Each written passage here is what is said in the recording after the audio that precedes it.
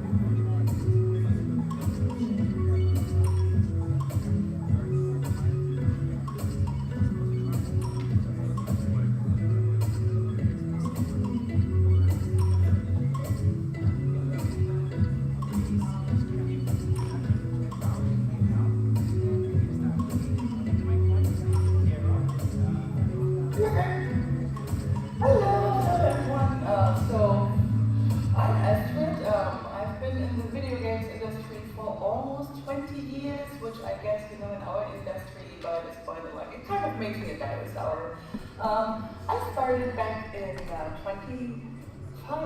2005 during my college years, and I can tell you, like, it's been a wild and exciting life ever since then. Oh.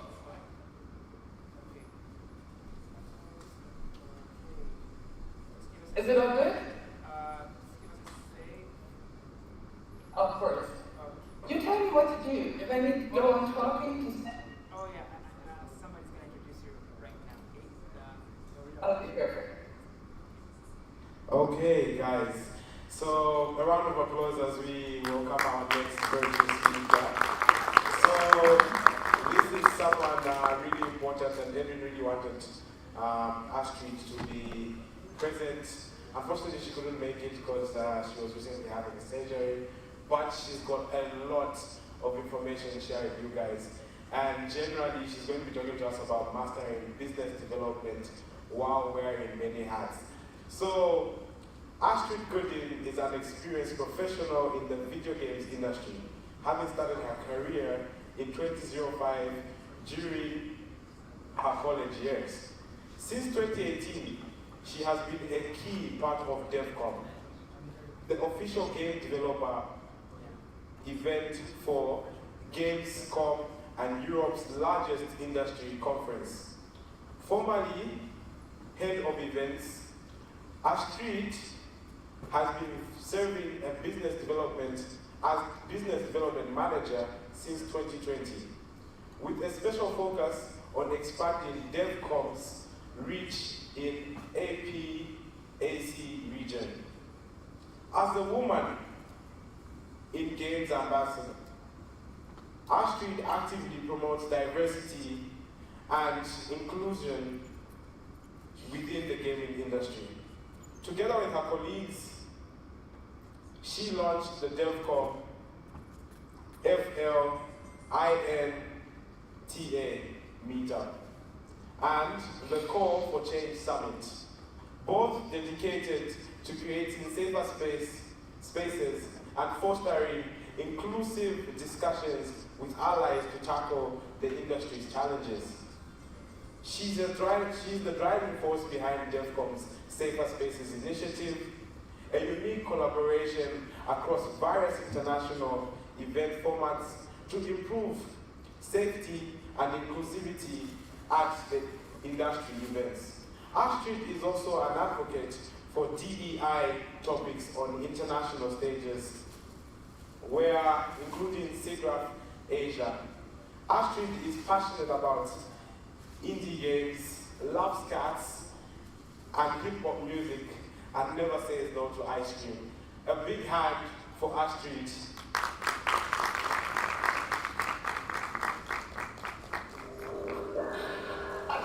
I guess I will just start talking, right? So hello everyone. I'm so sad that I cannot be with you like on site, but I'm still like so excited that I can be with you like digitally and online. And I think I would just like start with my presentation. So no matter if you just start out in the games industry or you already maybe have been there for a couple of months or years, like business development is like a very, very crucial role in the video game industry. So no matter if you actually, working solo or like in a small team or going to be part of like an indie collective, business development or BD, like that's what mostly we're going to call it, is like, it is really like a strategic team that you can use to unlock growth opportunities in the future. So today, I especially want to talk about how you can make BD, like business development, fit into your roles when you wear multiple hats. Because let's be very honest, most of you, that are going to start out are not like just doing like one job, but most of you will actually be responsible for like different tasks in your team. And so I want to show you how you can still grow opportunities with BD, even if you're not like a specific business development manager that can spend 40 hours a week working on that task dedicated. As we already heard in this introduction, I'm Astrid. I have been around for almost 20 years in the games industry, which by that point, I guess, kind of made me a dinosaur. As you already learned, I started back in 2005 during my college years, and let me tell you, that was completely wild.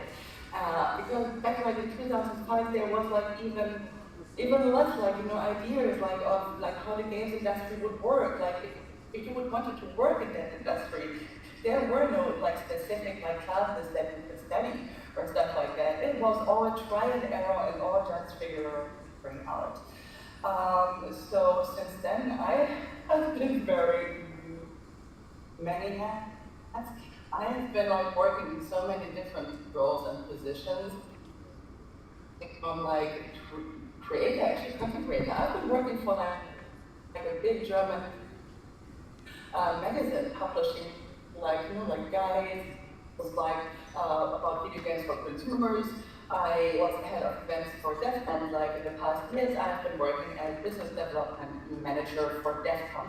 And besides of that, I have many passions, and one of my passions is diversity, equity, and inclusion in the video game industry. So that is why I a Women in Games ambassador, and I have been actively speaking at conferences, especially about DEI topics such as SIGGRAPH Asia was so big, I'm so excited. But also other cool indie way in Turkey or hit in SIGGRAPH. So yeah, let's get started.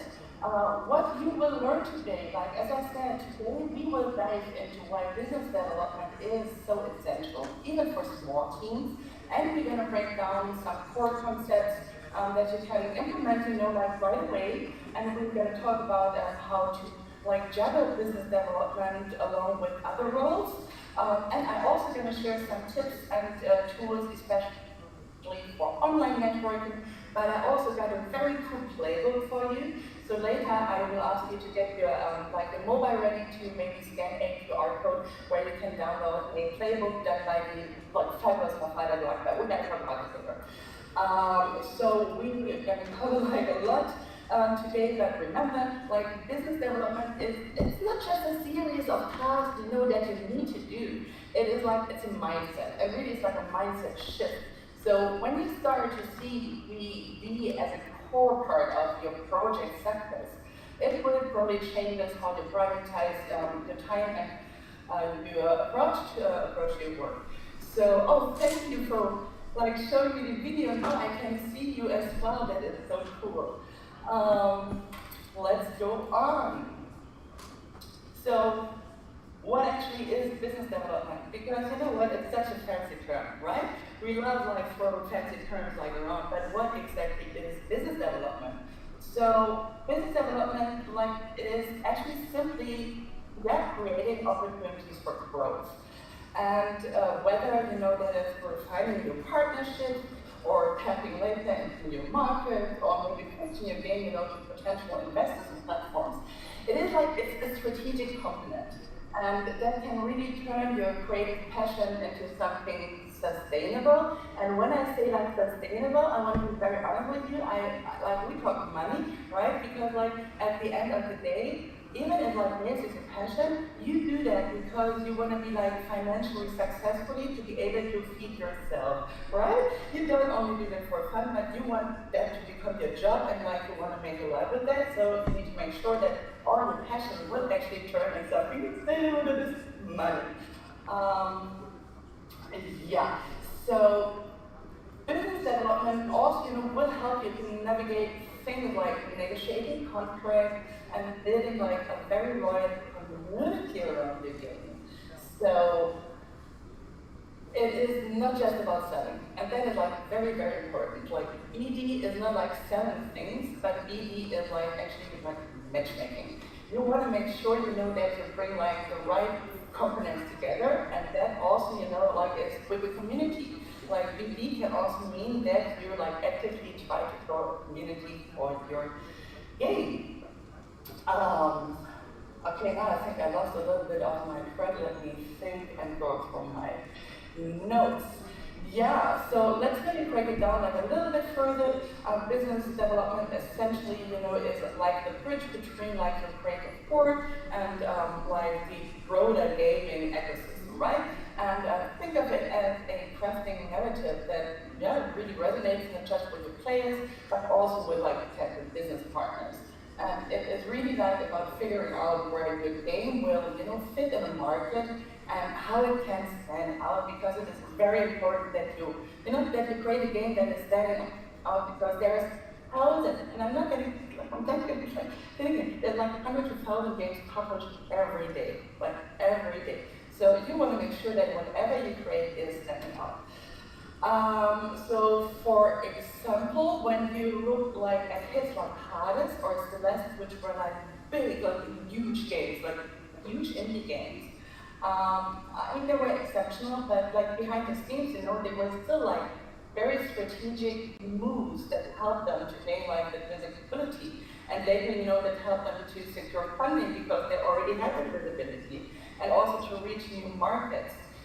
So, for instance, to give you like a very real example for Celeste, I think if I remember right, like Celeste, the people like creating Celeste, they were like very hands-on like in the early stage. They like attended a lot of like game jams.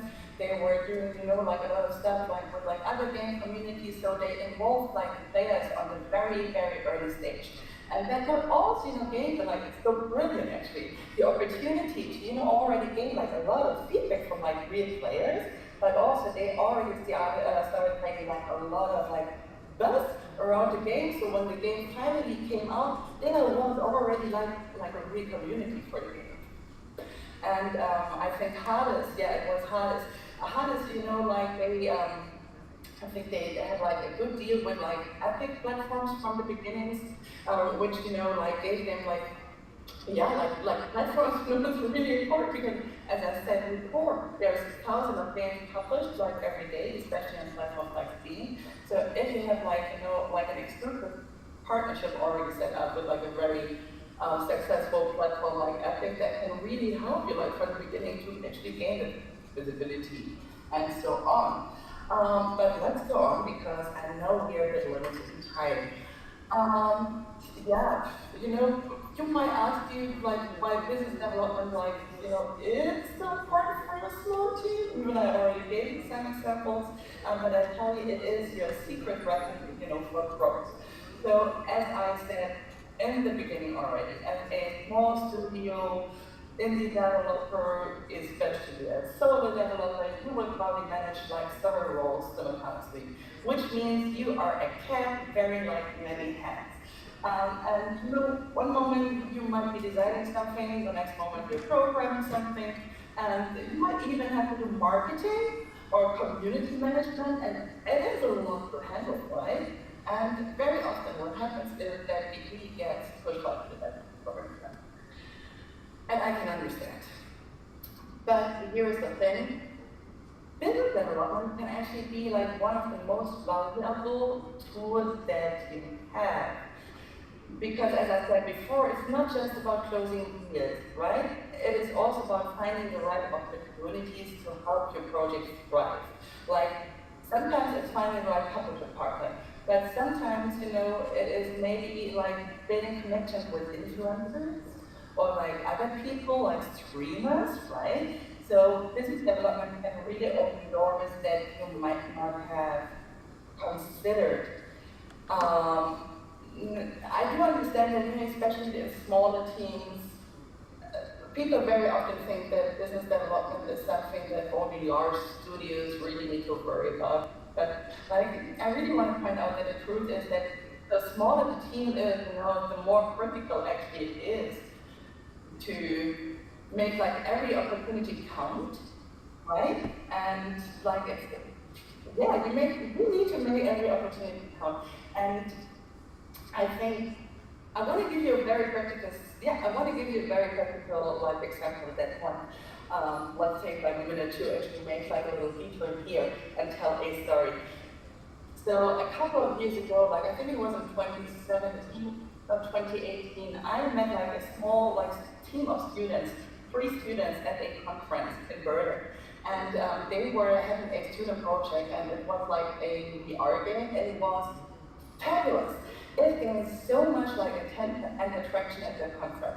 It even won like I think a prize at that conference. And afterwards, we never heard of them again. We never heard of the game again.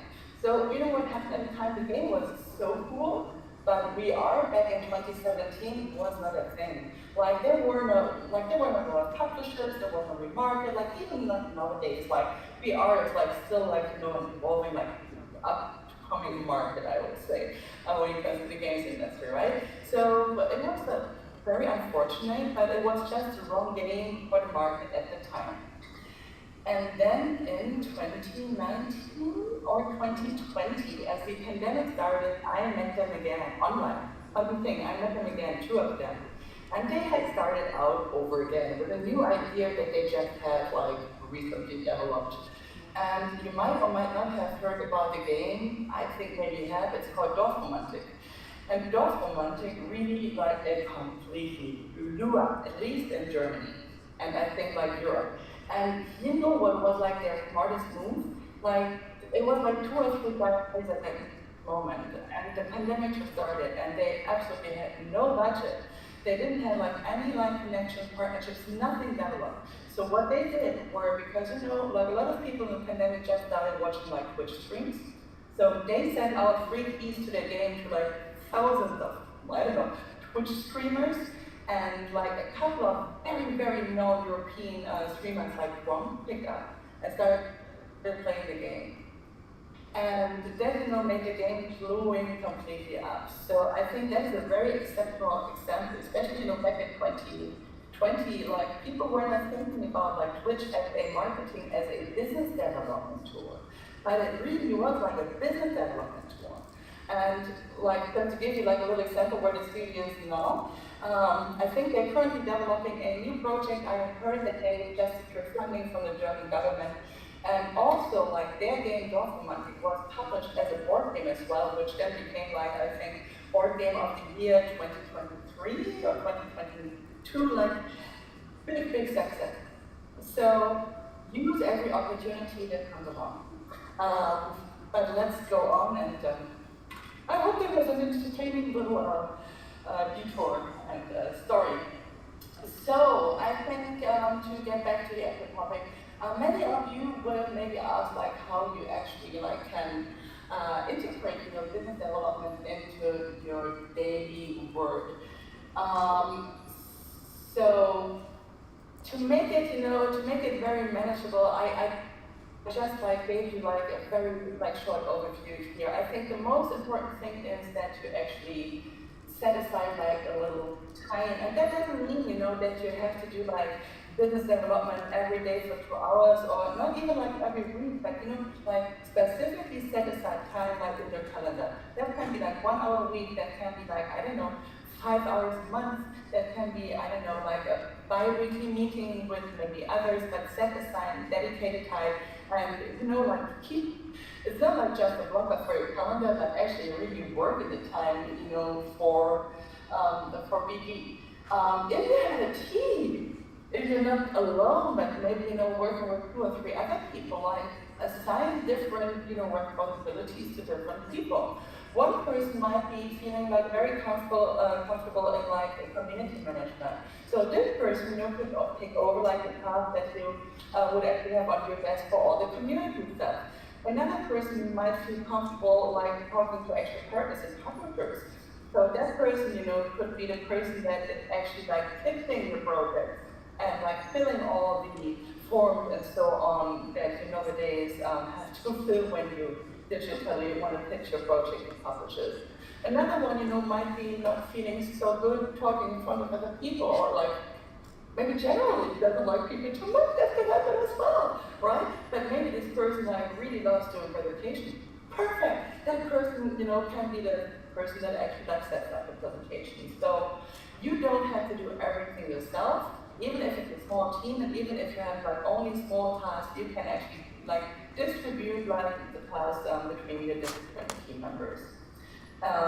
According to their strength. Don't force someone to be the person like pitching projects if they like hate like talking in front of other people. That would be horrible, right? Like consider that fun purposes. Also, use digital tools, tools to really like, streamline the processes and make sure that you're focusing on the right opportunities. Like tools is like LinkedIn, tools can be Discord, tools can even be like online game jams or Reddit. There's like a huge community on Reddit. And you know what? Like finally, like start small. It's not about like landing the huge deals from day one, but it is by building small and meaningful partnerships. And here I actually have a very quick story when I say like think small, or here I've also listed like local partnerships. I met like a team from Mexico like earlier this year, actually only a couple of months ago.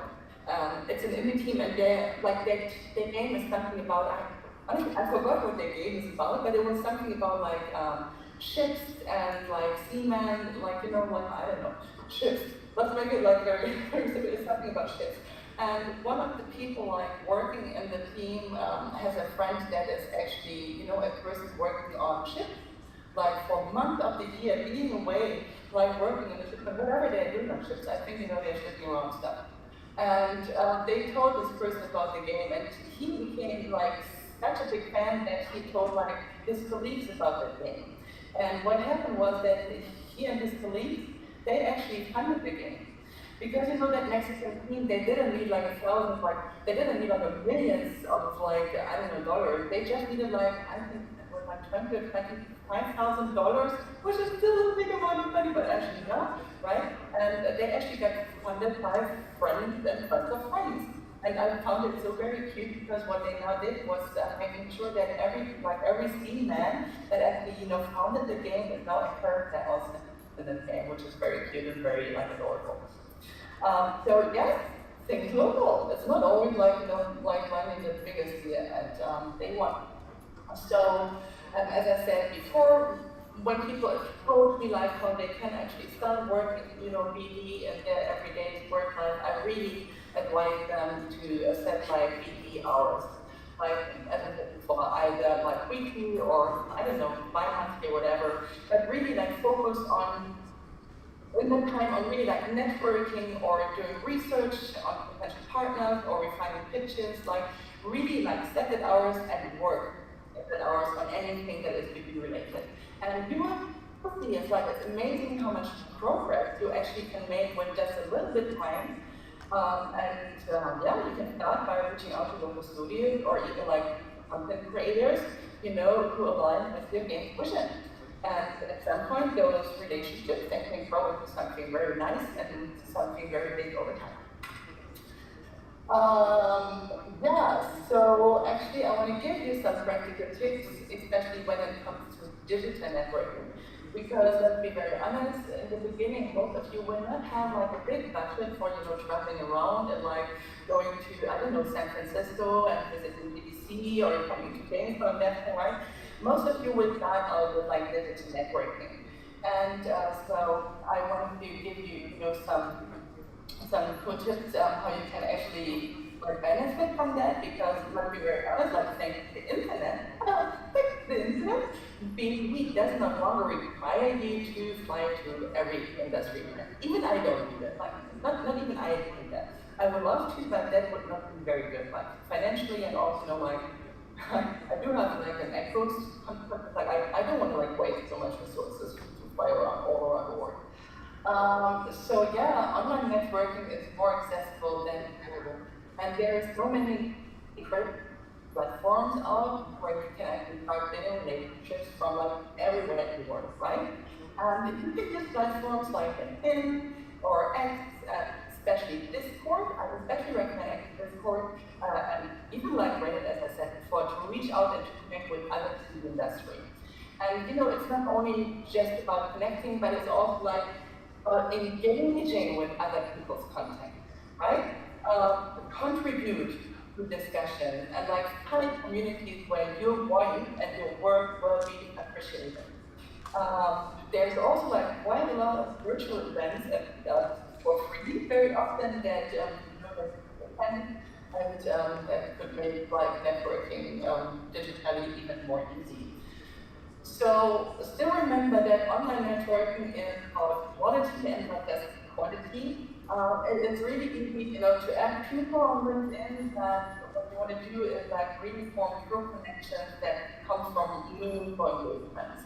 So don't be afraid, to share your work or ask for advice or contribute to ongoing conversations in any posts or forums or whatever.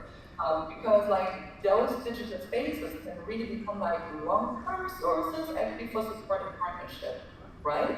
Another good example that I want to give you, there is a solo developer in Germany, his name is Matteo. And he wanted to develop a game as he was still in school, 17 years old, I believe. And he didn't have the knowledge and the tools. He went on Discord, he found a timeless network which is called Mana Students. And on Mana Students there is a lot of indie devs, there is long-time veterans, there is people like him, students. It's a good mixture of different people. And with the help of that network, he developed his first game. The name is Marcus Adventure, which then won the newcomer award for the German Video Games Award in the next year. Great success story. And how did it start out? With a network on Discord. So yeah, man, I have some stories to tell. Now you put your hand in your mobile ready, please, and send that QR code on that side of the presentation. I also want to give you a couple of tips and tricks that you can, do when you actually go to in-person events, because in-person events, they will offer you something unique. Online networking is incredible, invaluable, but going to face-to-face in-person events, that is still another thing. And if you have if you have the opportunity going to a meetup in your city, or there is any conference, just go there, right? If you have the opportunity, really use every opportunity and also go to in-person events.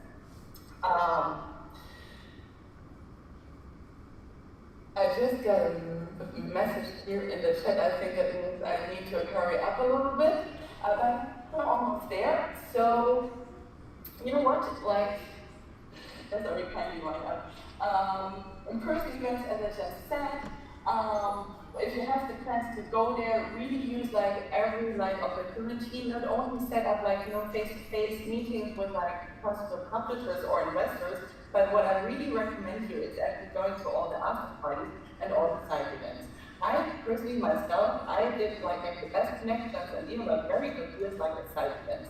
And I intentionally picked here a picture, one of the side events on the slide, because that is one of my favorite side events. It's called the Solar Game Night, where you just sit with strangers and one table and play card games. And that is such a nice setting, to actually just make nice connections. I have linked Mafalda Duarte's networking playbook here. I find it is a very nice playbook. It's a PDF for free that you can download, which gives you very nice tips that you can, do when you go to in-person events, especially if you don't know anyone yet, and which will help you to actually form and build a network. So I really recommend you to download that playbook.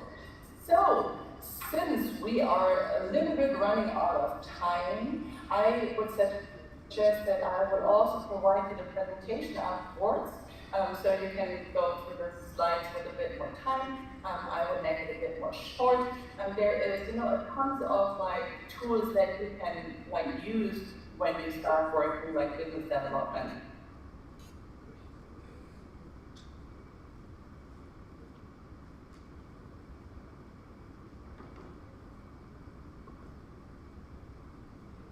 Okay, Astrid, are you done? Okay, we kind of lost our connection. We're actually going to have some questions, but I'm pretty sure she won't catch that. We will sort that out shortly. For now, just listen to something from Elijah.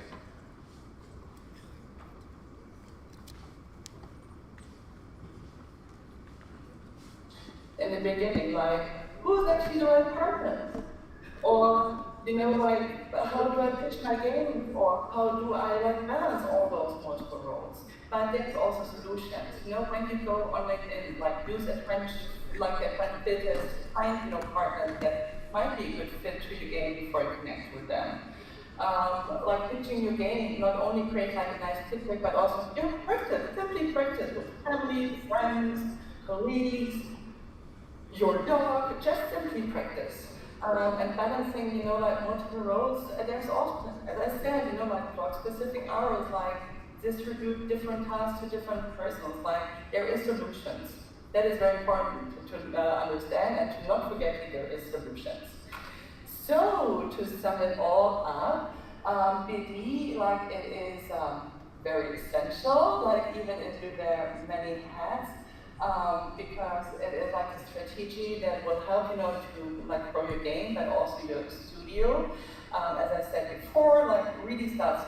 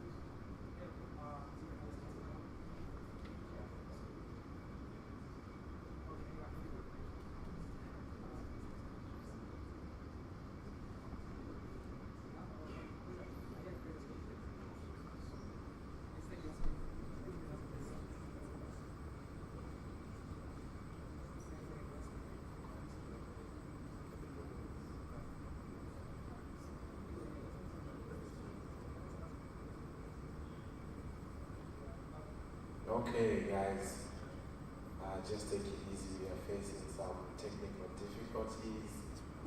Appreciate your yoga and I'm sure Zesco is tripping these days. So just to remember, if you guys are still on track, African guys, no, wake up. African, you guys should remember you should take that step. So we'll be setting up shortly, and up next we will have Tesla. So Tesla will be talking about us having an interactive demo. This is going to be Hacker 123. So right now on stage we are going to bring upon our presenter, who is Elisha Gerard. Tesla, please make your way. A round of applause.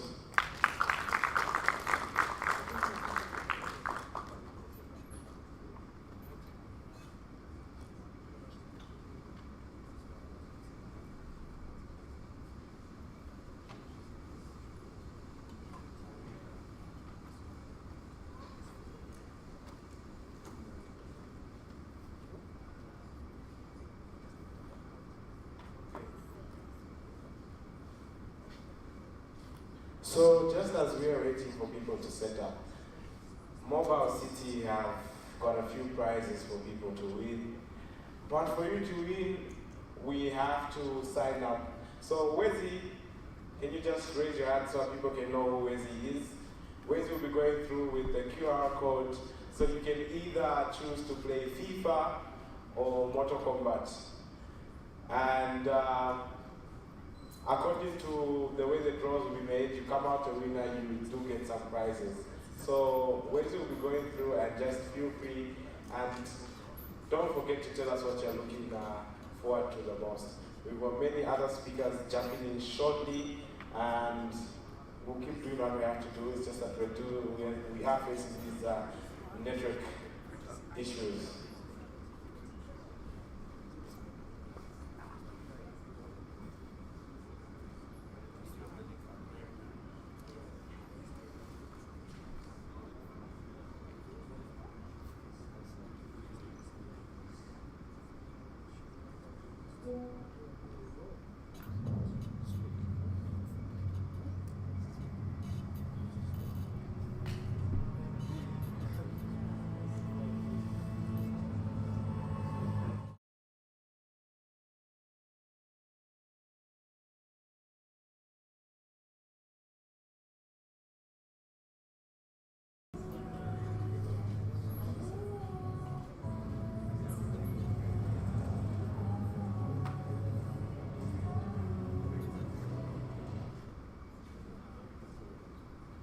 Yeah, so guys, just as we keep chilling here, kindly share some of these with your friends who are not able to make it here, so that they can just kind of stream the live sessions we're having right now.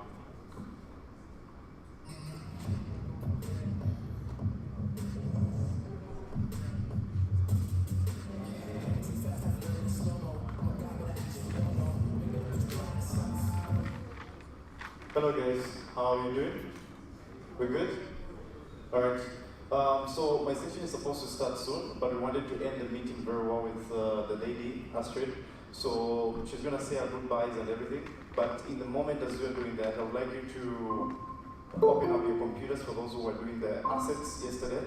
So you can switch on your computers, make sure your assets are ready and everything, cheat engine if you installed it, so make sure everything is ready. We'll do a practical session very soon. Thank you.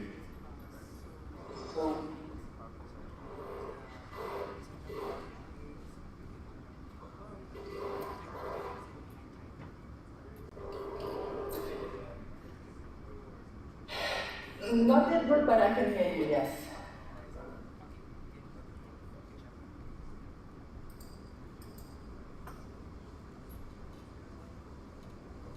Why did I disconnected? Just wondering. We finished the session, right? Now it's Q&A, right? Okay. Okay. So, happy for our questions. Okay, so we're gonna accept 2 questions. So anyone with questions for Astrid? Okay. Kindly pass this mic to share your name. Okay, my name is Mukuka Mwava. I really liked one point that Astrid brought, which was on using marketing as a tool for business development. And I'm really into the indie game space, and usually if you're an indie game developer, like she says, you're wearing many hats. And one hat that you have to wear is on the business side, marketing, and usually it is very difficult for a person when they are from the technical side, and usually indie game developers resort to having a publisher publish their game for them and do the marketing as well. But recently in the indie game dev space, there is a lot of extortion from publishers. Usually they take a huge cut of the profits from the indie game developer's game. So my question is, how can an indie game developer avoid being extorted from publishers?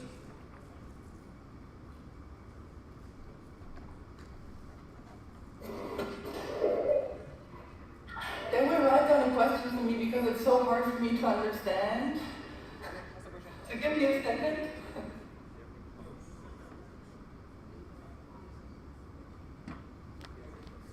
Okay, in conclusion, the question is, how do indie game developers avoid being extorted from publishers?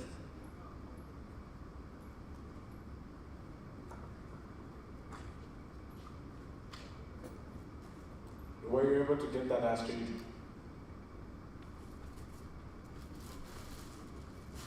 And there is so much feedback, like sound-wise, the sound quality is that I cannot understand the question. I asked Edwin to write down the questions in the chat. I can answer that.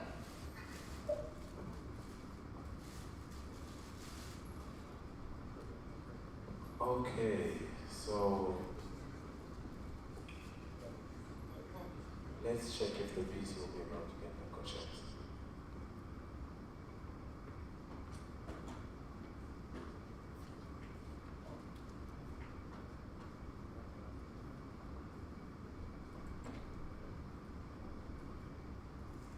Okay, it's in the section. So, unfortunately, they cannot. Like, let's be very honest, like, there's like a lot of, like, not so good stuff that could, that can happen to you, but how you can protect yourself is, I think, being in touch, with other people that are wearing, like, the same shoes, that are walking in the same shoes as you. Like, you don't have to walk that, like, road alone. Like, you can, like, exchange other small studios. You can exchange with advisors. There is actually people that have, that is their dedicated job to advise, like, small studios, when it comes especially to contract and negotiating and that kind of stuff. Because, I would honestly, I personally myself have been like one or two studios that didn't do like the best thing, which very limited them actually go in their outreach and marketing and so on, and what's so hard for them to get out of business. So you want to avoid that and avoid that by simply sharing, but ask feedback. Don't ask them else. Maybe reach to a contract together. Don't be afraid to ask someone that has been in the industry for maybe a couple of years if they can give you like a feedback of a specific content.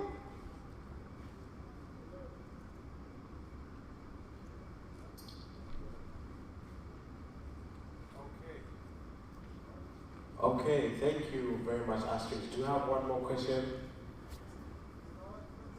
Okay, no more questions. So a big hand for Astrid, guys. That's what 20 years of experience looks like in the gaming industry. Ladies, I hope you can see that you're making your mark. Thank you very much, Astrid.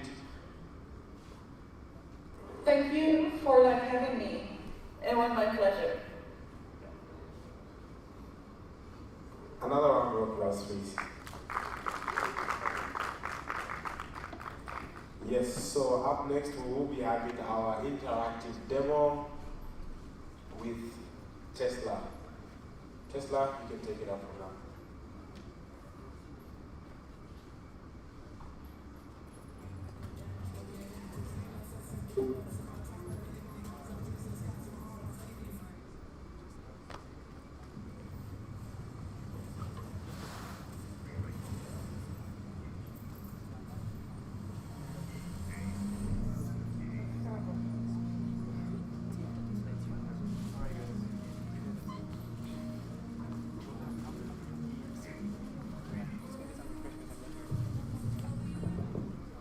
Hello, can you hear me? Alright, I'm so excited to be here, and the fact that at least today we have power, knowing that we are UNZA, at least we do have power compared to yesterday. I'm glad that everybody's here, and we'll get to the demo. Are we all ready with our laptops? Those are going to be... Okay, so how many are ready here with their computers? Those are going to be part of the demo.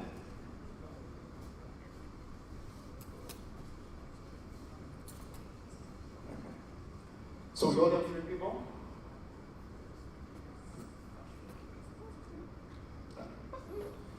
We only have 3 people right now?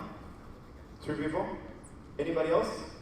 Okay, so for those of you that have come with your laptops and you still want to join the demo, you can still talk to Chola or anybody at the studio section there. They'll add you in the group, then you'll be able to download the assets quickly and get started with it. So, my name is Alicia Gerard, also known as Tesla. I'm going to be focusing on game hacking. I'm not going to do a lot of introductions because I did that yesterday. So we're going to get right into the practical session of it. So the whole focus of this is to see how best can we rewrite the rules and own the game, right? So yesterday I spoke a lot about hacking and how developers have to build themselves, right? The skills and how to get started with game hacking. So today we're going to be looking at simple tools that you can get started with. Then later on we're going to be looking at some of the forums and as well as some of the Discord sections that you, Discord platforms that you can join in order to develop your skills, okay?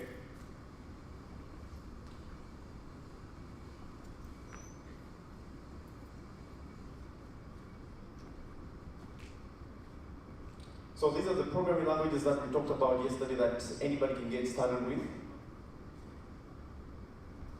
And some of the channels that you can look at to get a quick started. And this is one of the greatest platforms that I talked about yesterday where they're able to illustrate some of the tools that you can utilize for game hacking and other stuffs that are related to that. So Cheat Engine. How many of you here have used Cheat Engine? Yesterday there was only 3 people. Okay, we have 1, 2, 3. That's good. So we're going to start from basics. We're going to start from 0. What is Cheat Engine? How can we utilize it for game hacking? And some of the ways that we can tweak things around. And then later on, we're going to look at one of the games that was designed by Chroma Pixels. It's called Zskate. For those of you who are using Android, on Play Store, you find it. Just search Zskate, right? As skateboarding. You find it there, you can download it. They haven't yet updated the latest version, but the version that is there should be enough for you to do 1 or 2 things. Alright, so I'll need someone to help me with the microphone because I'll be doing a demo, I'll be typing and all the stuff. Anyone can, alright, Richard, that's okay.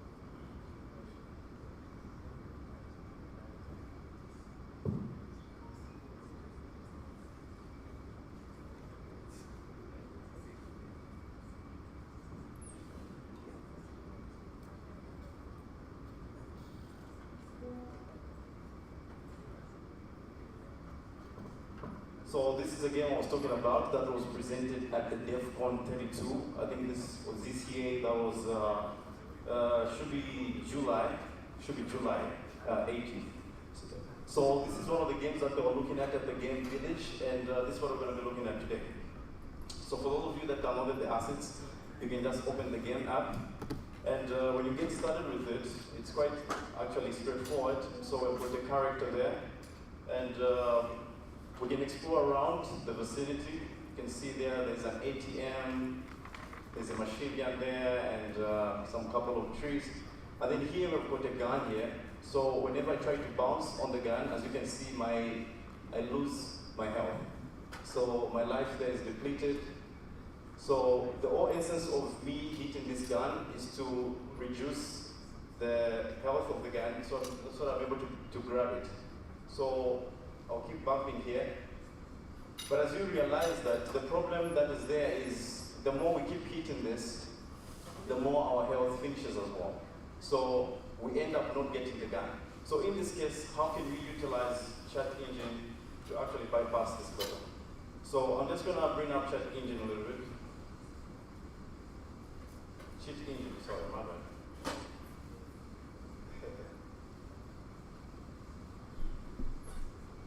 Okay, so this is cheat engine. I wish we could have more time to discuss everything in detail.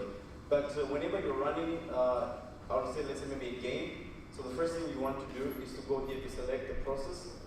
So when you select it, you'll find a couple of processes that are running on your machine, and you select the process of the particular game. So in this case, we're going to select Game Hacking GG.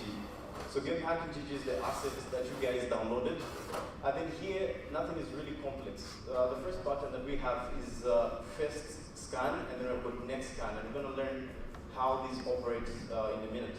Here we've got value. So this is what I was talking about yesterday, to say that for you to become a great hacker, you need to understand basics of programming, such as integer, doubles, and all those stuff, which is what we're going to be looking at. So we have binary, we have X, and all that. So in this case, our value has to be placed in here. And then scan type, what type is it, right? You can choose from this, but we can just use the exact type that will enter here. And then value type as well, is it in bits, is it in bytes, is it in float, double, string, an array? So in this case, we're just going to select all. And then, did I check anything? Okay. So, writable, we're going to have that checked, right? And then we are going to have executed not checked, executable not checked. Since in this case, we're not dealing with any executables.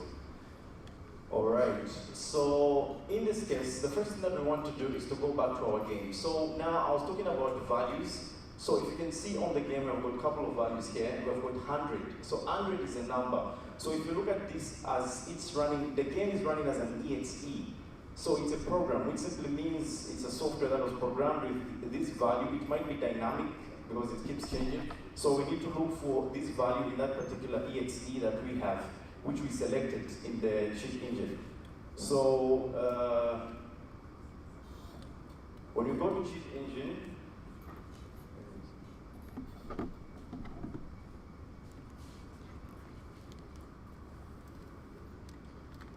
oh, okay, good, you're smart. Alright. So here, we already selected the EXE, that's what I was talking about. So it knows where it's coming from, and that's the most important part, because if you don't select the type of EXE that you're using, it won't know where to scan for the type of value. So in this case, we already know where it's coming from. The second thing that we want is we're looking for a variable. I wanted the game to be in the background, but it's okay. We're looking for this value here, 100. So all we have to do is to type 100 there. So for those of you who have your laptop open, you can start doing this. Type 100. Make sure you do the exact settings that I have here, which should be by default. For exact value, you change there, and these are other things that I explained here. And then once you do that, we're going to do our first scan. So when you do that, sometimes if you're running like a big game and you're doing this, you find the game will start lagging because cheat engine is trying to look for these values in the game. So it has gotten all these values, but the question is, how do we get the exact value that we're looking for? Because there's so many of them, and we've only been given addresses. So the only way to do that is to troubleshoot time and again. So right now it's 100. What we can do is we can try to deplete the health so that we see the changes. If there's change in the health, then we can track it back again. So I'll go back and hit the gun. So we are now at 90. So I'll go back to my cheat engine. I wish okay, good. Again, you're smart. Thank you very much. So we're now looking for 90. Then we click next scan. So now we only have one value. So it has checked the change, which value managed to change from 100 to 90 there, right? So now all we have to do is to select. You can either click here to take it down on this section. This is where you're able to do the changes of a particular variable, or you can drag it. I'd rather click here and to take it down here. So from down here, you're able to change this to anything. You can change, first of all, the description name. What's the name now? And then you can also change the actual value. So here, we don't want to run out of health because we want to get that gun. So let's maybe make it 300. Once we do that, you can see that the value has changed on the game, and now we're able to actually hit it as many times as we can for us to be able to get this gun. So this is directly to help you learn how to work with cheat engine, but this can be applied differently when you are working with different type of games to cheat your way in or to increase your health in the game. So here, as you can see, we have managed to get the gun, so all I have to do is just to jump and get the flag. There we go, and we've been given a gun here. So I can shoot like that. Now, one thing that I need you to observe here, I don't know if my screen is showing, Major, can you see that? So we have got, we've got bullets here, and how many remaining? 8, okay. So we're going to go to the next level. We can see there's how do you call it? Is there a subway? Is it a what? A switch. That is open down there. So we're going on next, the second level. Now on the second level, as you can see, there's some changes. We now have, is it a duck or you can call it a chicken? I don't know. Or a unicorn. It's a goat. It's a goat, okay. So we're going to try to see how this level is. When we shoot this, it starts to follow us. So let's try to shoot it and see if we'll be able to kill it. Okay, our guns, how many guns are remaining? Bullets? 0. And it pushes us out of the canvas. And we're dead. So how are we going to now bypass this level? So we're going to do this again, but this time I would like one of you on the last, I would say the third level, one of you to come and perform one of these, right? Just to show what you've learned so far. So I'm going to do this level, but the third one would want any volunteer to come and do this. For those of you who say you've used cheat engine before, okay? All right. So let's try this again. Okay. So same thing. What we're going to do here on this level is we know that we do have a gun, but the bullets that we have are only 10, and they can't really be able to take us to the next level. So what we want to do is get our tool, which is cheat engine. So in this case, we're going to, what's going on? In this case, instead of us tracking the value of the health, we're going to now track the value of the actual bullets that we have. So we're going to say new scan, and then we're going to give it, what are the bullets? 10? So 10, then we're going to do a scan here. So we're going to do our first scan, and we have a lot of values. So same thing, we're going to do a try and error just to test, to retest the variables. So we're now up to what? Again, 9. So we do another scan with 9. So that will be our next scan. And as you can see, the numbers are reducing from what we had to 18,000, which is still big. So we're going to do that again. So you make sure as you're doing this, you don't hit this because it's going to start following and push you out of the canvas. So we're now at 8. Let's try to track that again. Next scan. Okay, it's going to be a long journey. Okay.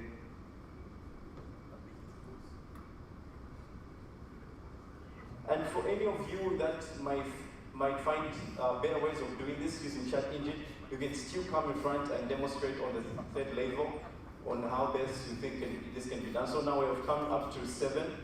So we only have 7 values. Okay. Okay.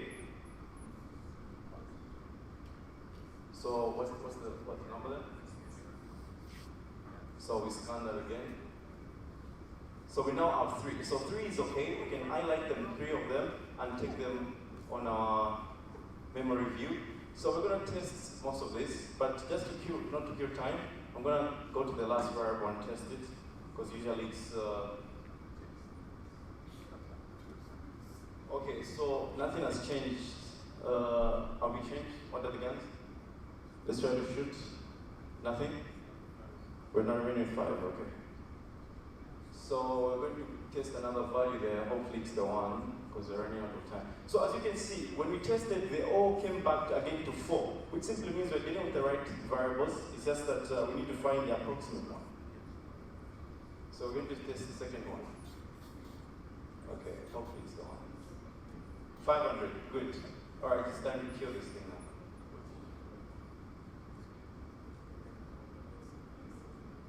Oh no, have mercy. I'm gonna kill you.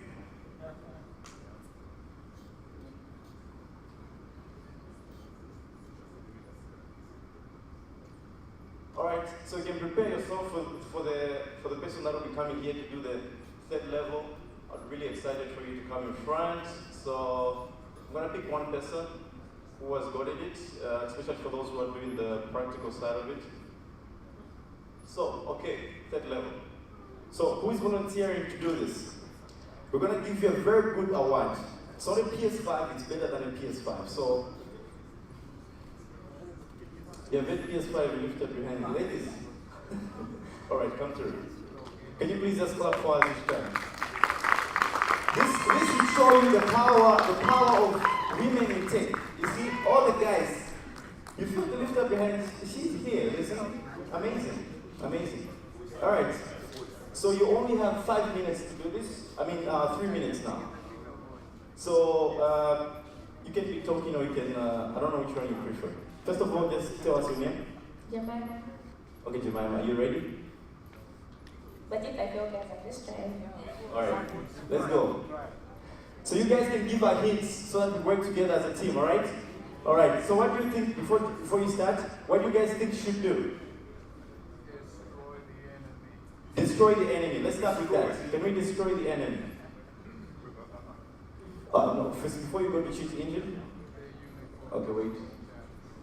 So our W is up. Okay, look. So we got, this is taking it forward. This is back. And then S, this side, that side. Okay, so those are your arrows. So, like this. And then if you want to shoot, you just aim with the pointer, then you click right click. Okay. So you take this to the pointer where you want to shoot, and you right click here. Left click, sorry. Like that. So now it has a hammer, and I don't know how you're going to kill it. Okay, I need someone who has dealt with cheat engine to help her as she's on stage. So there can be 2 of you. Anyone? Volunteer? Guys, come on. You are lifting up your hands. Yeah, come through, bro. Can you please just give me a hands up?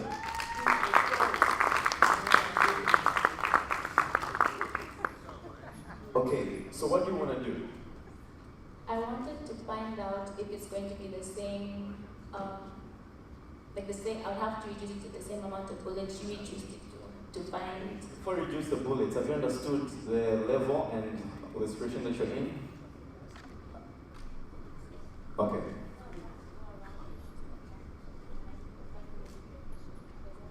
Didn't trigger it.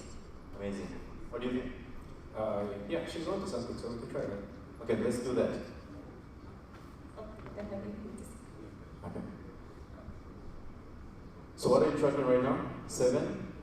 Okay, you can just do a new scan first. Okay, now we have the value of 7. Now you can do your first scan.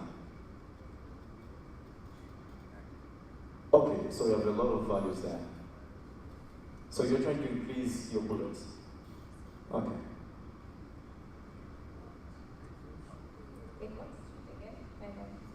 Okay, help on with the movements.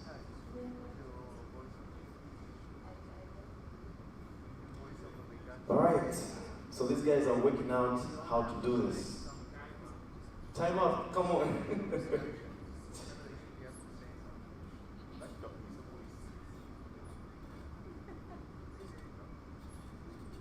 So these guys are going to get something better than PS5.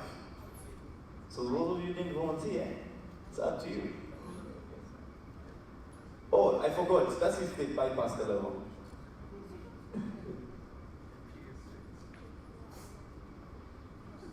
How's it going, guys? How's it going? Okay, so far so good. Doesn't look so good. What's going on? We'll get there eventually. Okay. So now you have 3 bullets. Can you still tracking? Next time. Okay. So I think you can get those 3. The ones which are down there. Help out. Okay. So highlight 3 of them. Okay, send them down using the arrow.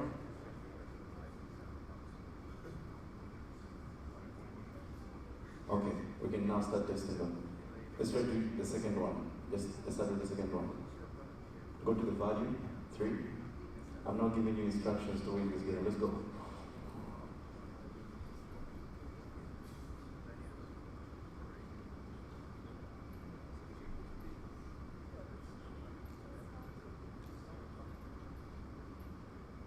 Has it changed? No. But let's shoot first. Sometimes it doesn't change until you test it. Shoot, try to shoot. Okay, it has changed. Let's go. So now you need to go forward. Okay. Let's go, let's go, let's go. Okay, trying to get around it. Oh, you're not going to get around it, sorry. You need to figure out the way. Okay. Anyone wants to help? Come. We're running out of time, guys. Come. What are you saying? Shoot. Saying shoot. It's really good at protecting. Maybe I have to be really nearby. Try to go nearby. Yes.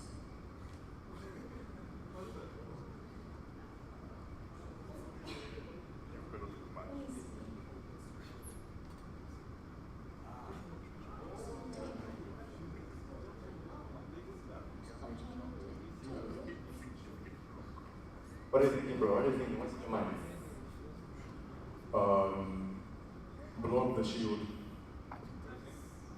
Is it possible to hack it and remove the shield? I don't know, so you need to check if it's possible.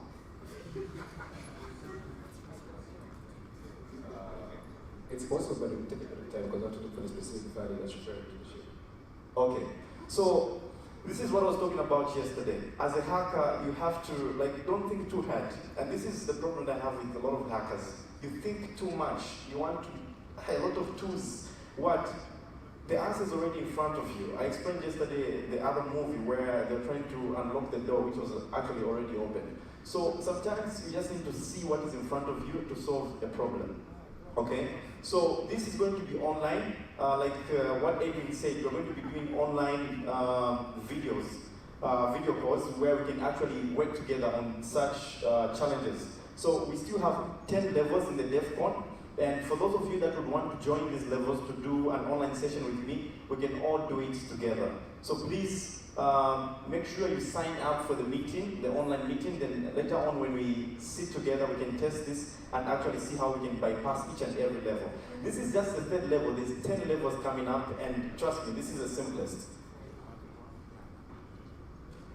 Alright guys, you're running out of time, but so far I can see you're trying to do jumping castle there. Please don't die.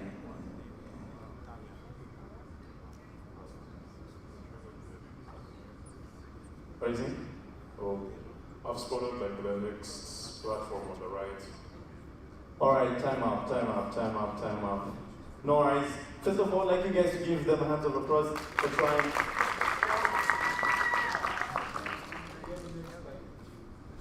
Alright guys, so this was an amazing session, and I would love for us to have a lot of time to look at this. Like I said, we'll have an online meeting where we can do these exploits and learn. And trust me, the moment you finish these 10 levels, now you can move on to other games and look at how you can create hacks for those. And there's a lot of advantages that comes with this, and we're going to be speaking a lot about that. Later in the day, I'll be having another presentation with a game that we developed as Busy Tech called Hacker 123. Now this is amazing for those of you who are developers. You have hands-on skills, checking at different levels on how to do cracking, and everything in that game you can actually apply it in real life. If we talk about penetration of system in that game, you'll be able to apply it in real life. Hardware engineering and hacking, you'll be able to apply it in real life. So for those of you that managed to download Hacker 123, just stay on standby. I'll be back on stage. Thank you guys.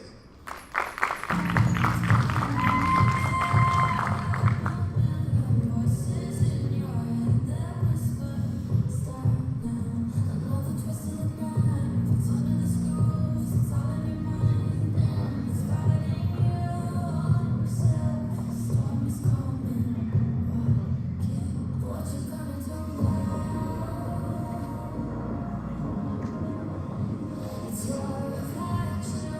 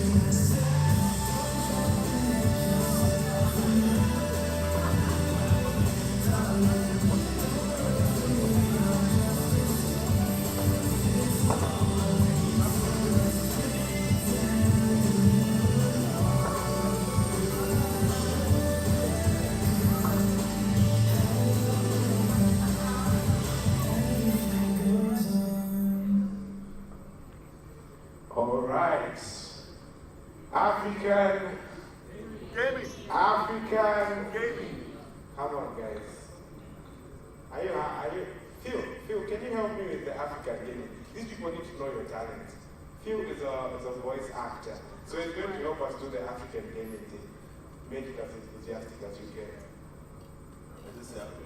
Yeah, I mean, look at it. So just say African and everyone's going to join. African? Gaming. Guys, more energy, please. Come on. African? African? That's what I did. Yeah, awesome. So Phil is a voice actor. So if you guys need Phil for anything, please give him the voice.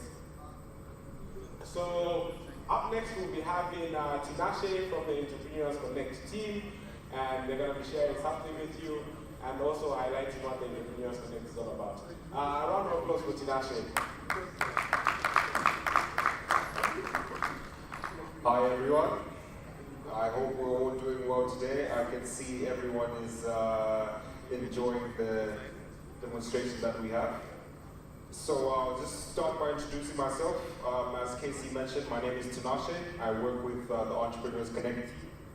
So this is Entrepreneurs Connect. It is a business and leadership event in which we invite various business leaders, entrepreneurs, high-profile individuals to come and talk about business in their respective industries, and we have a number of people in different spaces doing different things that join us for this event.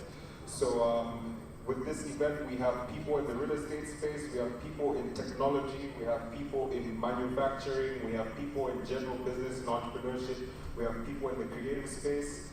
Some of our keynote speakers include the owner of East Park, Acacia Park, Lewanika Moore, and that entire portfolio, Mr. Diego Casili. We have the Minister of Trade, Commerce and Industry joining us, Honorable Chipoka Mulenga. We have the Mayor of Lusaka joining us as well as one of our keynote speakers, and we have a number of other people in manufacturing. We have the CEO and founder of Moyo Natural Health. I don't know if you've happened to see it at all at any of the malls or you've had one of their drinks. She'll be talking about her journey developing the Moyo brand, what it took for her to get to where she's at, and so everyone else that will be joining us. So we actually had head of Chroma Pixel Games, Edwin, joined us for the last event where he was talking about his journey in the tech industry and how Chroma Pixel Games has become what it is today. And we are actually here to offer invitations to anyone that would like to join us for this event. So we're just gonna have a short clip there playing of what the event generally is. So we have over 21 plus speakers in different industries. We have 12 plus exhibitors that are going to be showcasing different products and services. One of the exhibitors that's going to be joining us for this event is Alluvian, which is a cosmetics brand that offers opportunities to different people in which you would be able to make some money for yourself in that respective space, as well as other initiatives. So yeah, we are here to offer invitations to people that would like to join us for this event. It is scheduled for next week, Friday and Saturday. That's 4th and 5th of October at the Music Club.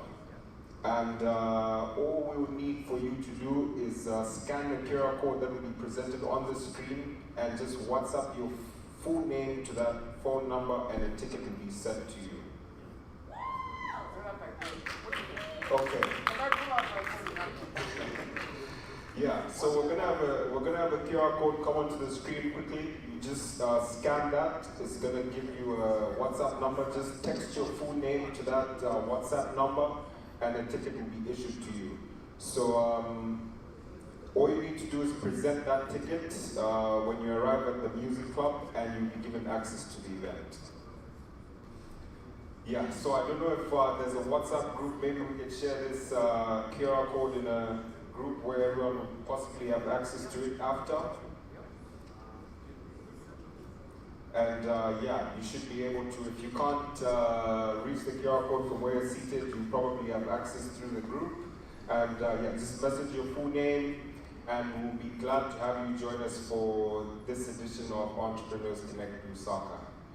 Thank you so much for your time, and hope to see you at the event. A round of applause, guys. Guys, the Entrepreneurs Connect is no joke. I was privileged to attend the first one. I think that was the first one you ever had, eh? It was a really good one. If you really want to connect and network powerfully, the Entrepreneurs Connect is for you. So just like I mentioned, Edwin was one of the speakers last time, and this time we'll have various people within this space. But up next, we will be having a woman in the gaming industry. She is lead 3D, right? Yes, lead 3D designer at Chroma Pixel Games. So right now, give a round of applause to Talia.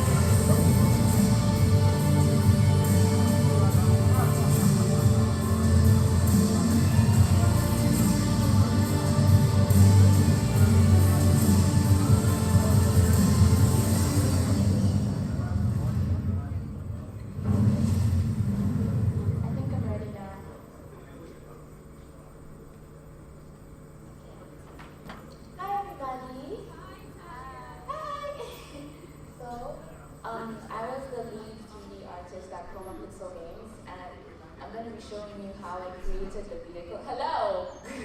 Guys, listen. I'm going to be showing you how I created the vehicles that are going to be in the video game. So, yeah. I'm Talia, by the way. So, starting off with some personal information, like a personal introduction.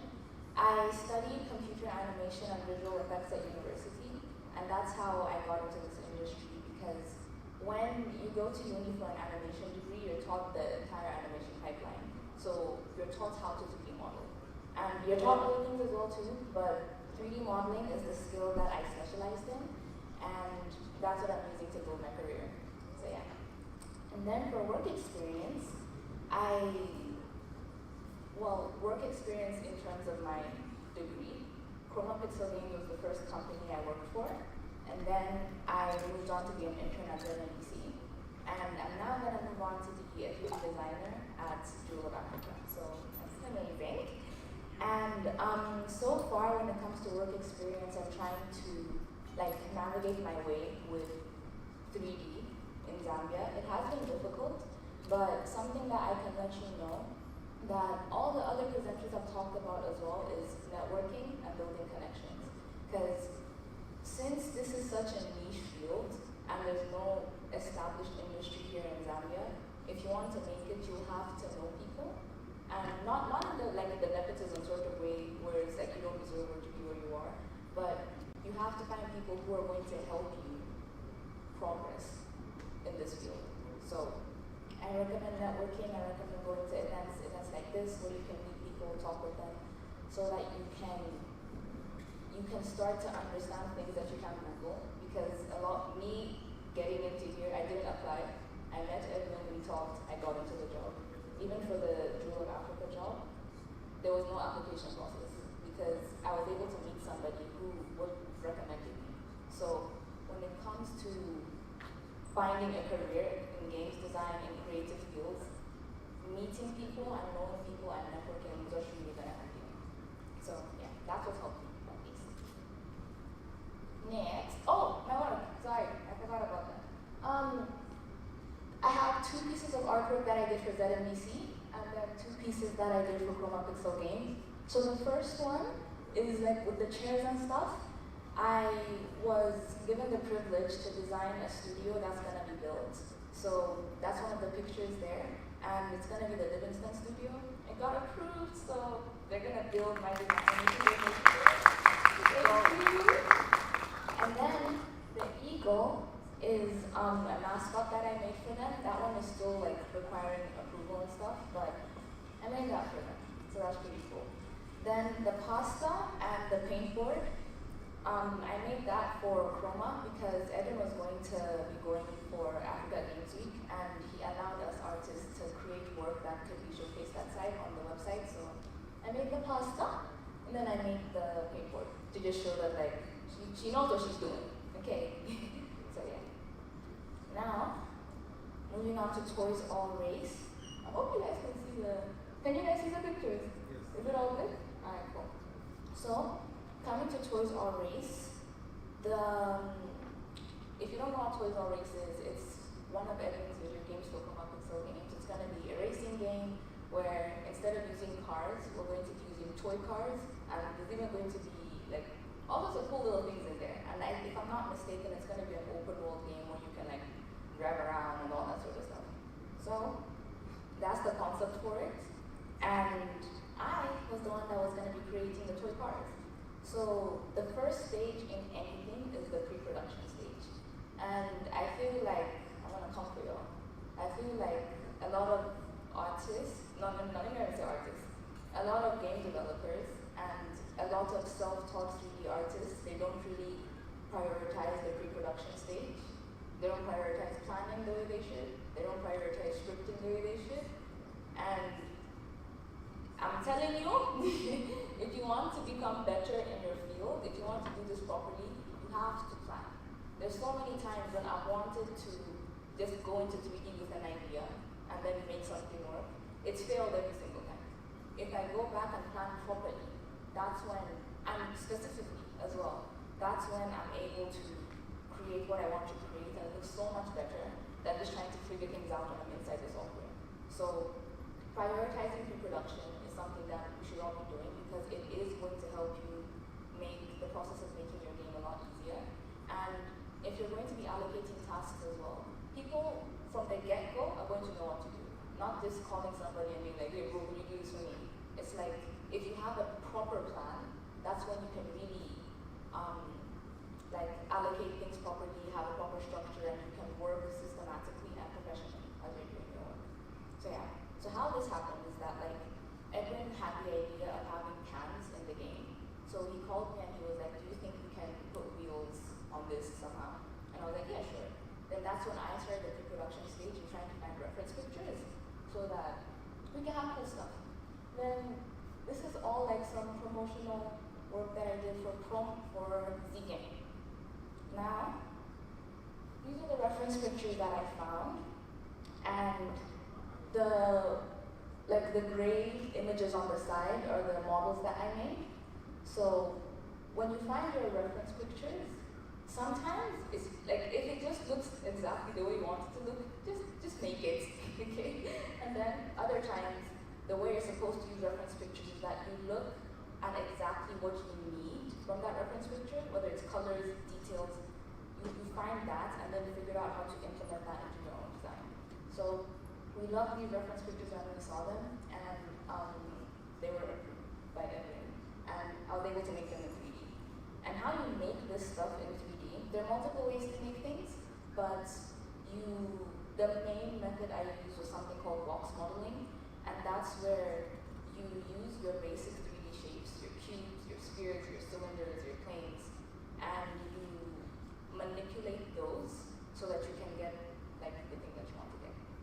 And I have a video to show you how I did it. Oopsie.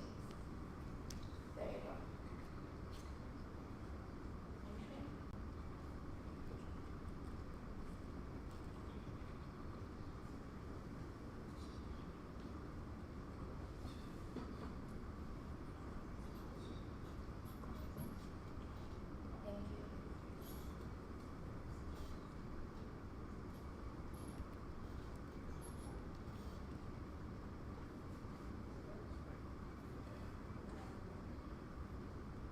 So yeah, this is gonna be a sped up version of Mario.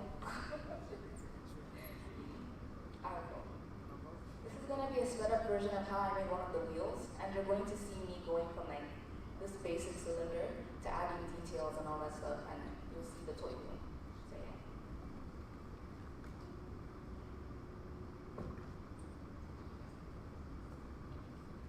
It's a lot of adjusting, it's a lot of reorienting, trying to get your silhouette correct, and also looking at your reference pictures as you're building this stuff. So, yeah.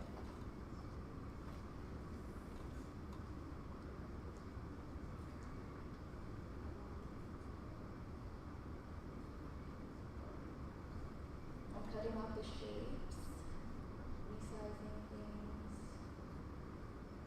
And also when you're 3D modeling, it's like a lot of problem solving. Like you have to problem solve on your own because you're the one that's making it. So you have to be researching and learning how to smooth edges, all that stuff, all the artifacts. So yeah. Is it satisfying to watch? Yes. Nice.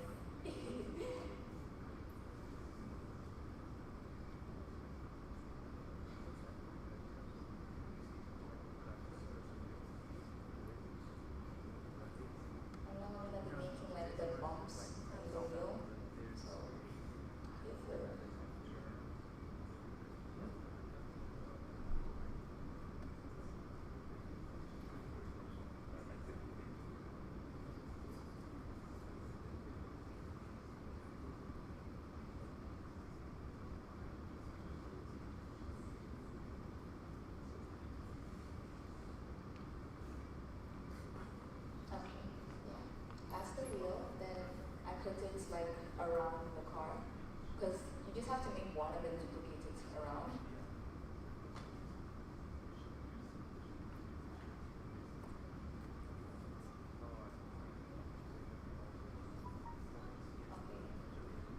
Alright, cool. So So I wanted to show you that you start from the cylinder at the very end, then you move to like a level cylinder, and then after that you move to like your wheel. So yeah. And then you do that for all the other things that you're gonna make. Now you select on this.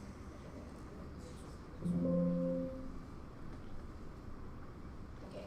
Then I only have a few more minutes left, so the texturing process. Texturing is basically when you add materials to your 3D objects. So all of the colors and all the other details happen in this texturing phase.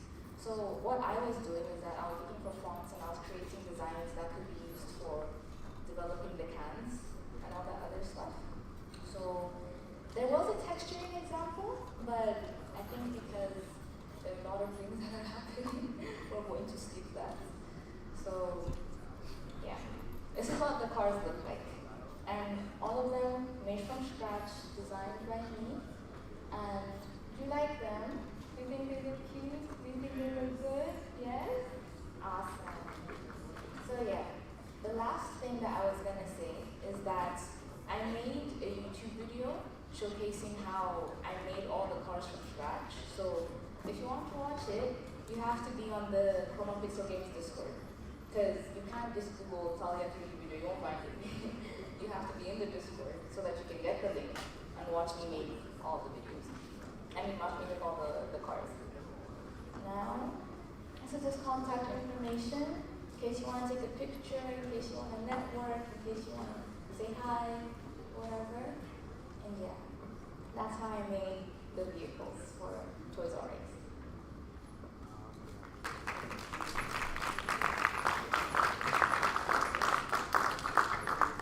Okay, so huge thanks to Talia.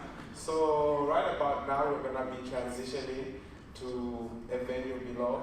So the ushers will be at the door, directing you to the next room where we're going to be, where we're going to have most of our afternoon session and the gaming session as well.